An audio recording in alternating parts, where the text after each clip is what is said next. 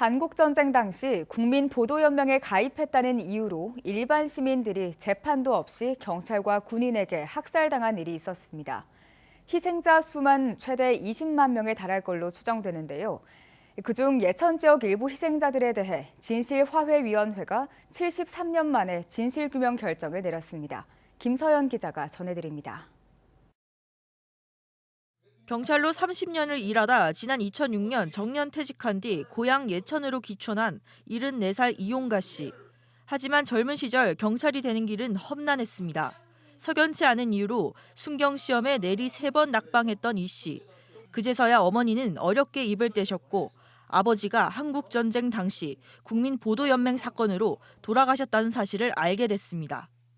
그 총소리가 막 나고 끝나고 난 뒤에는 나중에 소식이 우리 아버지 그거 돌아가셨다지 이래 되는 거예요.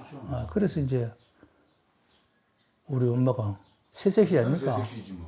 가가지고 막 새끼줄에 묶이는 걸 이제 막 해치고 피범벅이 된 걸 이제 제키고 이제 이래가지고 이제 끌어낸 거예요. 하지만 아버지의 억울한 죽음을 규명하는 일은 쉽지 않았습니다. 행여나 경찰이 된 아들이 해를 입을까 염려한 어머니의 반대가 강했던 겁니다. 이런 자야 나는 꼴도 보기 싫고 다시 또 네가 현재 경찰에 있는데 왜 될는지도 모르고 하기 싫다 이게. 아니 또 그런 참혹한 일이 다가올지 예상을 못하는 거지. 겁이 나서.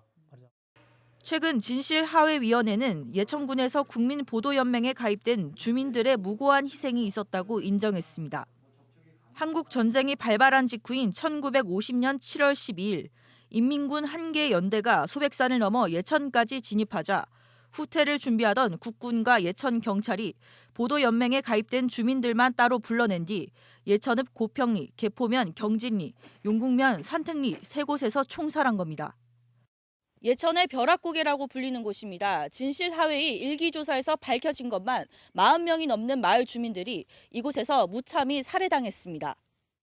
보도연맹에 가입된 좌익활동 경력자들이 인민군에 동조할지 모른다는 이유가 컸지만 소를 몰다 경찰에 살해당한 당시 22살 이용가 씨 아버지처럼 평범한 농부도 적지 않았습니다. 진실화해위원회는 예천 지역 주민 10명이 집단 살해된 사실을 인정하고 국가와 예천군의 사과와 명예회복 조치, 추모 사업 등을 권고했습니다. 하도 감격스러워서 가져오면서 바로 용궁 마트에 가가지고 포 하나 사고 술 하나 사고 과일 하나 참외 하나 사고 이래가지고 그 산소에 가서 간단히 고유를 혼자 했지 하고 좀 눈물 좀 흘리고 저절로 눈물이 나오대. 지금까지 예천에서 진실규명이 결정된 보도연맹 희생자는 모두 69명이지만 유족들은 최대 150명에 이른다고 보고 있습니다. 하지만 재적 등본이나 조사 보고서 등 기록이 많지 않아 규명에 어려움이 큰 상황입니다. 서류상 근거가 지금 없다 그러니까 동네 사람 증언이나 가족 증언, 가족도 근데 거의 없어요 지금. 우리 아버지, 어머니, 할아버지, 할머니, 형님까지 돌아가셨으니까. 억울하게 가족을 잃었지만 다른 가족에게 폐가 될까 숨겨온 세월이 수십 년. 유족들은 더 늦기 전에 진실규명과 추모 관련 사업에 속도가 나기를 초조하게 기다리고 있습니다. MBC 뉴스 김서연입니다.